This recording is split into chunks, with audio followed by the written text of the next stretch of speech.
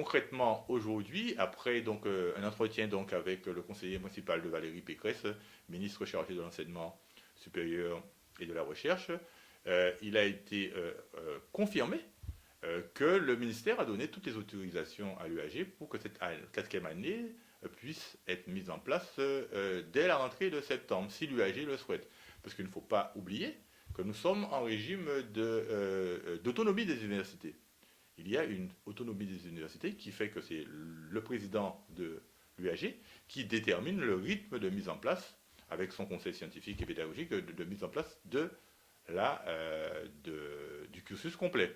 Donc pour cette année, par contre, le ministère a donné les autorisations nécessaires pour que cette quatrième année puisse être mise en place dès la rentrée de septembre si l'UAG le souhaite. Mettre en place une quatrième année, ça sous-entend recruter des enseignants, ça sous-entend recruter des professeurs, ça sous-entend recruter des moyens logistiques. Et vous savez que l'UAG est une jeune université qui a quelques soucis en termes de moyens financiers, puisque c'est une université qui est tripolaire.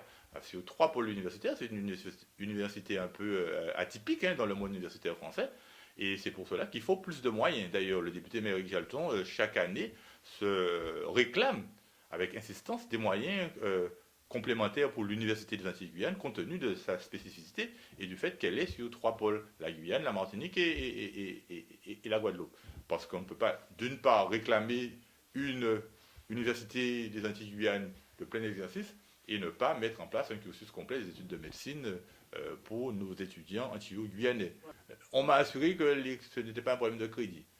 Donc il y a un certain nombre de postes à créer, un certain nombre de postes d'enseignement à créer pour que cette quatrième année soit mise en place. La couverture médicale dans les Antilles-Guyane est nettement plus faible que la couverture médicale dans l'Hexagone. Donc il y a une nécessité d'élargir ce numerus clausus sans rabaisser naturellement la qualité des enseignements et la qualité des diplômes délivrés, mais pour faire en sorte qu'il y ait un peu plus de médecins originaires des DOM qui exercent chez eux. Parce que ce qui se passe, malheureusement, c'est que quand les étudiants s'expatrient, entre guillemets, et qu'ils vont en France hexagonale, on perd nos cerveaux. C'est-à-dire que très souvent, après la quatrième année, la cinquième, la sixième année, après leur internat, après la délivrance de leur doctorat, eh bien, ils ne reviennent pas s'installer en Guadeloupe. On a dans les universités, dans les facultés de médecine et dans les centres hospitaliers universitaires, d'éminents professeurs antillais, mais qui n'ont pas fait le choix de revenir.